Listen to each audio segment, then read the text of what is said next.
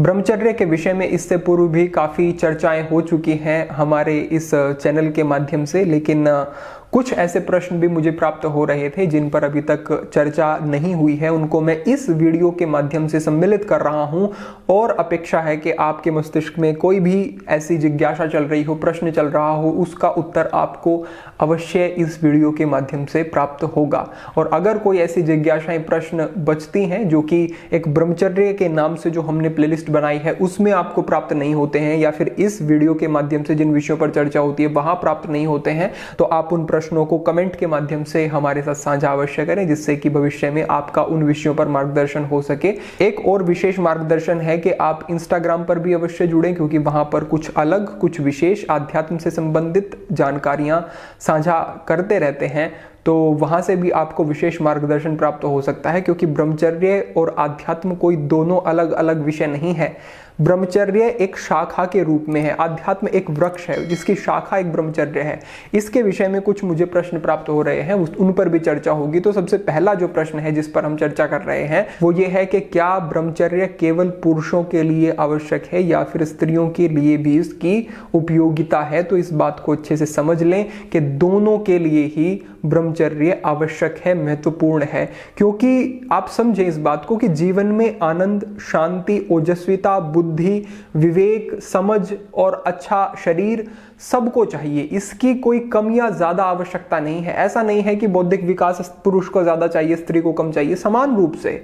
ऐसा नहीं है कि शारीरिक बल, ओजस्विता और एक अच्छा जीवन, मानसिक शांति केवल पुरुष को ही चाहिए, स्त्री को नहीं चाहिए, दोनों को समान रूप से चाहिए। तो ऐसा कैसे आप सोच सकते हैं कि ब्रह्मचर्य केवल पुरुष के लिए है? आपने केवल एक अवधारणा अपने मस्तिष्क में बना ली कि पुरुष इस प्रकार के कार्यों में संलग्न रहते हैं कि उनको शारीरिक बल की आवश्यकता है, स्त्री को नहीं है, या फिर वो ही जिम्मेदारी वाले जो कहते हैं, एक अवधारणा बनी हुई है कि पुरुष ही परिवार को चलाते हैं। ऐसा नहीं है, समान सहयोग है दोनों का ही, तो दोनों के लिए समान व्यवस्थाएं भी हैं। शास्त्रों में कहीं पर ऐसा मार्गदर्शन हमें नहीं मिलता कि केवल पुरुष के लिए, स्त्री पुरुष दोनों के लिए आवश्यक है। चाहे आप आध्यात्मिक प्रगति चाहते हो, भौतिक प्रगति चाहते हो, अपने स्वास्थ्य को आप बेहतर बनाना चाहते हैं, मस्तिष्क की एकाग्रता को बढ़ाना चाहते हैं, क्षमता को बढ़ाना चाहते हैं, तो स्त्री और पुरुष दोनों समान रूप से पालन करें। और नियम भी दोनों के लिए एक है। नियम भी ऐसा नहीं है कि पुरुष के लिए अलग, स्त्री के लिए अलग। तो जो वीडियो इससे पूर्व बनाई जा चुकी है ब्रह्मचर्य प्लेलिस्ट में, जो भी आपको प्राप्त होती हैं, वो सभी स्त्री पुरुष दोनों के लिए समान रूप से उपयोगी, और ये भी इस वीडियो में भी जो आगे विषयों पर चर्चा हो रही है वो भी स्त्री पुरुष दोनों के लिए समान रूप से उपयोगी है। पहला प्रश्न यही था कि क्या ब्रह्मचर्य केवल पुरुष के लिए उपयोगी है, तो इसका उत्तर आपको प्राप्त हुआ। इससे अगले प्रश्न पर हम जाते हैं। तो दूसरा हमारा प्रश्न है कि क्या अगर पूरी निष्ठा के साथ ब्रह्मचर्य का पालन किया जा रहा है और एक निश्चित समय की अवधि के बाद स्वप्न दोष आदि के माध्यम से हमारा जो ब्रह्मचर्य का व्रत है वो आप ऐसा समझते हैं कि वो टूट गया है, क्या वो वास्तव में खंडित हो गया है, या फिर हम उसकी चिंता न करते हुए आगे बढ़ें? तो इसका उत्तर स्पष्ट रूप से समझ लें कि मन पर किसी प्रकार का बोझ न रखें, लेकिन निष्ठा को अवश्य जांच लें।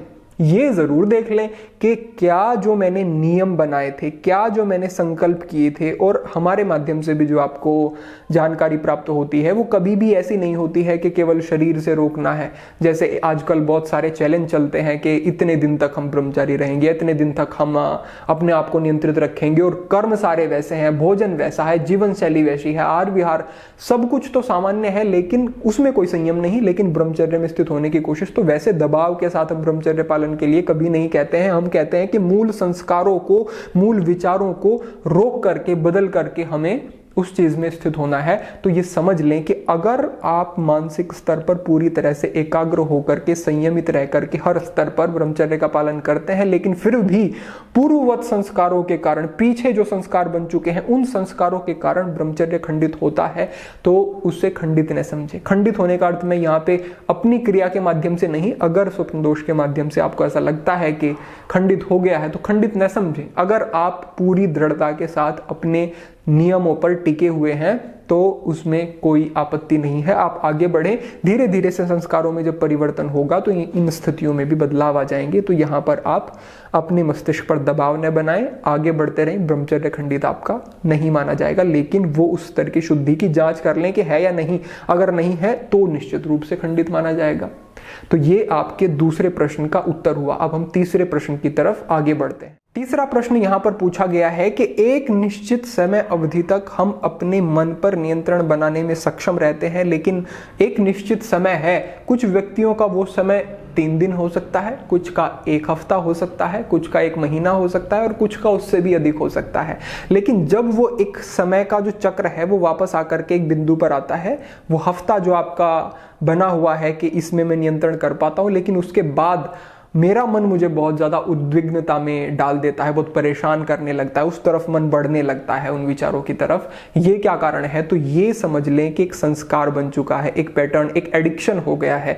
जैसे एक शराबी भी होता है, उसकी एक अवधि है, उसको शाम को अगर शराब आदि पीनी है तो वो शाम को ही उसको उस चीज की इच्छा होती है। दिन में वो अपने कार्य करता है, लेकिन शाम को उसे चाहिए ही चाहिए। इसी तरीके से हमारे शरीर की आदत बन चुकी है मात्र।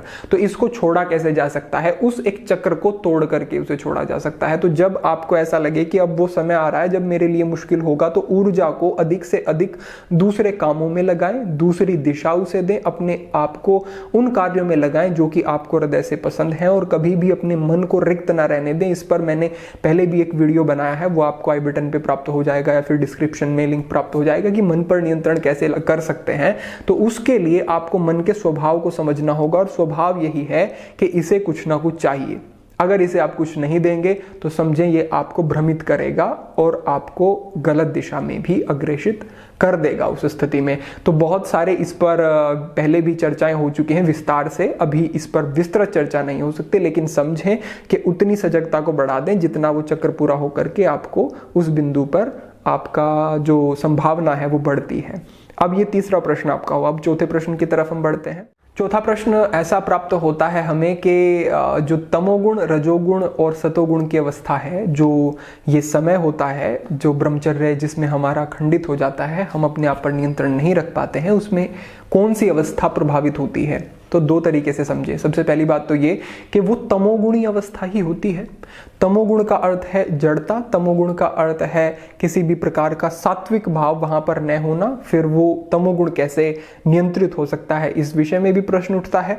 तो तमोगुण हर स्तर पर होता है, जैसे कि आलस्य अगर है तो तमोगुण है, आप अच्छा भोजन नहीं कर रहे हैं तो तमोगुण है, आपके विचार अच्छे नहीं हैं तो भी तमोगुण है, आपके विचार ऐसे हैं कि जिसमें आप अपने शरीर की भी हानि कर रहे हैं गलत चीज़ों को करके, और दूसरे व्यक्ति के विषय में भी आप गलत ही विचार रखे हुए हैं। तो 3 स्तर पर ये तमोगुण चलता है, हमारे व्यवहार पर, हमारे भोजन पर और हमारे विचार पर। तो अगर ब्रह्मचर्य में स्थित रहना है, शारीरिक क्रिया से बचना है, तो फिर आप अपने भोजन को भी सुधार लें, शरीर को अपने एक्टिव बना लें। शरीर किसी का बहुत ज़्यादा उसमें मोटापा है, बहुत ज़्यादा जड़ता है, तो उसको एक्टिव कर लें। जितना आप योगाभ्यास से, व्यायाम से जुड़ेंगे उतना आपको सहयोग मिलेगी, क्योंकि आपकी ऊर्जा व्यायाम में लग रही है। और व्यायाम में नाड़ियों के ऊपर एक जो विशेष विज्ञान है नाड़ियों का, उसमें जो शुद्धि होती है, जैसे नाड़ी शुद्धि प्राणायाम हो गया, या फिर आसन नाड़ी शुद्धि के लिए बहुत सारे किए जाते हैं। चक्रों की जो एक जागृति, कहीं ना कहीं कहूँगा अवस्था ऊंची होती है, ऐसी जागृति मैं नहीं कहूँगा कि एकदम से कुछ हो जाता है, लेकिन इतना जरूर होता है कि हमारे स्वभाव में, विचारों में बदलाव आते हैं, वो भी चक्र जागृति ही है। क्योंकि मूलाधार क्या है? मूलाधार तमोगुण का ही स्थान है। अब मूलाधार से अगर स्वादिष्ठांग, मणिपुर इत्यादि पर आपकी ऊर्जा जाती है तो यानी कि आपके चक्रों की स्थिति भी बढ़ रही है। तो योगाभ्यास में ऐसे बहुत सारे आसन होते हैं, प्राणायाम, षटकर्म, क्रियाएं, मुद्राएं होती हैं जिनसे लाभ प्राप्त किया जा सकता है। तो अपने आप को एक्टिव बना लें तो तमोगुण से बाहर आ जाएंगे और इन चीज़ों पर नियंत्रण हो सकेगा। तो तमोगुण की अवस्था होती है, और वो अगर वृत्ति के विषय में बात करें तो वो मूढ़ होती है। मूढ़ अवस्था उसे कहा गया है जिसमें तमोगुण प्रभावित होता है। विस्तृत चर्चा भविष्य में होगी, लेकिन उसके लिए अपने शरीर को एक्टिव बनाना, अपने आप को व्यायाम आदि में अधिक से अधिक लगाना। तो ये हमारा चौथा प्रश्न हुआ। अब इससे आगे हम अपने 5वें प्रश्न की तरफ बढ़ते हैं। आगे कुछ इस प्रकार का प्रश्न प्राप्त हो रहा है कि पहले हमने ब्रह्मचर्य का पालन किया लेकिन एक समय के बाद हमारा ब्रह्मचर्य खंडित हो गया, तो जो हमने इससे पहले लंबे समय तक ब्रह्मचर्य का पालन किया है उसका अब कोई लाभ हमें नहीं होगा। तो ऐसा नहीं है, लाभ आपको निश्चित रूप से होगा। अगर आप पहले 1 हफ्ते तक कर पा रहे थे, अब आपने 1 महीने तक किया, 1 महीने तक कर पा रहे थे, अब आपने 2-3 महीने तक किया, पहले 2-3 महीने तक हो रहा था तो अब आप 1 साल तक कर पा रहे हैं, तो इसका लाभ तो आपको जरूर होगा। हाँ, अगर बहुत ही कम समय तक हो रहा है तो ऐसा कह सकते हैं कि एक समय अवधि तक आपने किया और उससे आगे आप बढ़ ही नहीं रहे हैं, यानी कि बस 1 ही हफ्ते पर आपका वो बन रहा है चक्र के 1 हफ्ते बाद फिर से खंडित, 1 हफ्ते बाद फिर से शारीरिक क्रिया, 1 हफ्ते बाद फिर से, तो यानी कि कोई प्रगति नहीं है। तो वहां पर तो आपका जो अवस्था है वो वहां पर आकर के रुक गई, तो यानी कि प्रगति नहीं हो रही है। लेकिन अगर आप पहले बहुत ज्यादा इस स्थिति में थे कि बहुत ज्यादा क्रिया में लगते थे शारीरिक, तो उससे तो ये बेहतर है 1 हफ्ता भी। लेकिन अगर यहीं पे रुक जाते हैं तो बिल्कुल गलत है, बिल्कुल आपके लिए विध्वंसकारी सिद्ध हो सकता है। तो इससे आगे बढ़ो, 1 महीने पे जाओ, 1 महीने पे हो 2 पे जाओ, 3, 4, 5, तो अपने आप को निरंतर प्रगति में लगाए रखो, कभी भी एक किसी बिंदु पर रुकना नहीं है। अगर ये आपने नियम बना लिया कि मुझे चाहे थोड़ा ही इसको आगे बढ़ाना है लेकिन पिछली बार से कम तो होगा ही नहीं, अधिक अधिक अधिक ही होगा, तो आप निश्चित रूप से धीरे धीरे धीरे धीरे ही प्रगति करेंगे। तो ये समझे कि एकदम से बहुत ज़्यादा संभावना नहीं होती है, क्योंकि वो तो बहुत अच्छा अगर आपका संकल्प बल है तो संभव है, अन्यथा एकदम से आप फिर बड़ा संकल्प कर लेते हैं, वो आपका सिद्ध नहीं होता, फिर निराशा आती है, फिर परेशान, हताश, निराश हो जाते हैं। तो उससे लाभ नहीं। अपनी स्थिति को देखें कि अभी मैं यहाँ हूँ, अब इससे थोड़ा आगे बढ़ना है, थोड़ा थोड़ा थोड़ा थोड़ा करके आप बढ़ सकते हैं। तो ये हमारा प्रश्न था कि क्या जो हमने लंबे समय तक किया ब्रह्मचर्य का अनुष्ठान, उसके बाद अगर खंडित भी होता है तो क्या पूर्व में किए गए का लाभ नहीं होगा? लाभ होगा, लेकिन निरंतर आगे बढ़ना प्रगति की तरफ वो जरूरी है। अगर वहीं पे रुक गए तो फिर विशेष लाभ नहीं हो पाएगा। तो ये एक प्रश्न। इससे आगे हम अगले प्रश्न पर बढ़ते हैं। इससे आगे हमारे पास प्रश्न है कि क्या योगाभ्यास करने से ब्रह्मचर्य पालन में सहायता होती है? 100% होती है।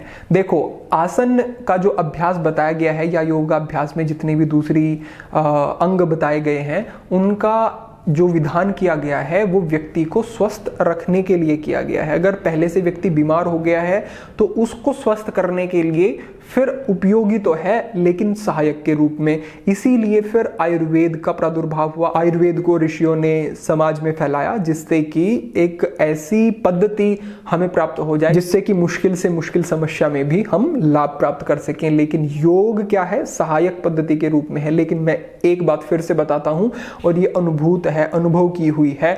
मैंने कितने ही व्यक्तियों को सुझाव दिए जिससे कि उनका बहुत ज्यादा फायदा उनको प्राप्त हुआ। तो वो यही के योगाभ्यास से ब्रह्मचर्य को स्थित करने, स्वप्न दोष आदि की समस्या या फिर बहुत सारी अन्य समस्याएं भी जो इस प्रकार की रहती हैं, उनमें योग से विशेष लाभ प्राप्त होते हैं। डिस्क्रिप्शन में जाएं, वीडियो पहले से बनी हुई है। एक आसन विशेष कर लें, शीर्षासन, सर्वांगासन, यानी कि इन्वर्जन वाले जो आसन होते हैं वो बहुत ज्यादा अभी आपके लिए उपयोगी हैं। ऊर्ध्वगमन के लिए वो उपयोगी रहेंगे। उससे आगे जो और भी क्रियाएं हैं, वज्रोली इत्यादि, उनके बारे में भी चर्चा होगी भविष्य में विस्तार से। लेकिन अभी जो डिस्क्रिप्शन में वीडियो का लिंक आपको प्राप्त होगा उसे देख करके थोड़ा सा आसन के बारे में थोड़ा थोड़ा समझ ले, और उसके बाद हम अन्य विषयों पर चर्चा अवश्य करेंगे कि कैसे और अधिक लाभ लिया जा सकता है आसनों से। तो आसन विशेष फायदेमंद है, ऐसा इस प्रश्न का उत्तर है, इसे समझ लें। अब इससे आगे हम अपने अंतिम प्रश्न की तरफ बढ़ते हैं। इससे आगे जो प्रश्न है वो ये है कि क्या मानसिक स्थिति का प्रभाव ब्रह्मचर्य पर पड़ता है? तो ऐसा समझ लें कि मैंने कितने ही ऐसे व्यक्ति देखे हैं जो कि शारीरिक स्तर पर ठीक ठाक हैं, कोई उन्हें समस्या नहीं है, लेकिन फिर भी मन में गलत अवधारणा बनाने के कारण अब वो उन चीजों से ग्रसित हो रहे हैं, परेशान हो रहे हैं, और उन्हें बहुत सारी चीजें ऐसा लगने लगा है कि हमारे शरीर में तो बहुत ज्यादा नुकसान हो चुका है, हमारी शारीरिक क्षमताएं तो बहुत ज्यादा कम हो गई हैं और वो ऐसा सोच करके बहुत सारी समस्याओं को अपने शरीर में आमंत्रित कर लेते हैं। और जैसे ही उनकी मानसिक स्थिति ठीक होती है, मात्र मैंने कुछ नहीं किया, मैंने केवल उन्हें कुछ सुझाव दिए, मैंने उन्हें कुछ बताया और उन्हें ये अनुभव हो गया कि वाकई हमें कोई समस्या नहीं है। और इतना अनुभव करने मात्र से, कोई औषधि नहीं, कोई उपाय नहीं, कोई तरीका नहीं, योगाभ्यास भी नहीं, इतना स्वीकार करने मात्र से 100% ठीक हो गए। 100% अब आप अपने आप को सक्षम बना रहे हैं और शारीरिक जो क्षमताएं हैं बहुत अच्छे से विकसित हो रही हैं उन बंधुओं की, मैं देखता हूं। तो मानसिक स्तर पर अपने आप को चिंताग्रस्त न करें। चिंता जितनी बढ़ेगी ये समस्या उतनी ही बढ़ेगी। जितना अपने ऊपर से विश्वास डिगता जाएगा उतनी ज्यादा समस्या बढ़ती जाएगी। तो अपने आप को एकाग्र रखें और आत्मविश्वास से युक्त रहें। कोई ऐसी समस्या नहीं है, जैसे दूसरी बुखार हो जाता है आपको और बहुत सारी समस्याएं हो जाती हैं तो वो भी ठीक हो जाती है ना, तो ऐसे ये भी है, ये भी ठीक हो जाती है। हाँ, अलग अलग स्तर हैं, किसी के कुछ गंभीर है, किसी की कुछ आसानी से ठीक हो जाएगी, समय लग सकता है, लेकिन असंभव बिल्कुल नहीं है। तो बस आज इतने ही विषयों पर हम चर्चा कर रहे थे। ये विषय बहुत महत्वपूर्ण है। इस वीडियो को अगर यहां तक देख चुके हैं तो कमेंट के माध्यम से अवश्य बताएं कि आपको इन प्रश्नों के आधार पर जो आपके मस्तिष्क में चलने वाले प्रश्न थे उनका उत्तर प्राप्त हुआ या नहीं। अगर नहीं तो अपने जो प्रश्न जो कुछ इनसे अलग हट के आपके मस्तिष्क में है तो उनको भी साझा करें और इस जानकारी को अन्य बंधुओं तक अवश्य अग्रेषित करें, क्योंकि बहुत सारे भ्रम हैं जिनका समाप्त हो जाना बहुत ज़रूरी है और हमारा दायित्व है कि हम एक सहयोग करें अपने बंधुओं के लिए। तो आज हम इन्हीं विषयों पर चर्चा कर रहे थे, भविष्य में अन्य विषयों पर चर्चा होती रहेगी। आप सभी के लिए प्रार्थना, सभी के लिए मंगल कामना। आज के लिए इतना ही। ओम नमः शिवाय।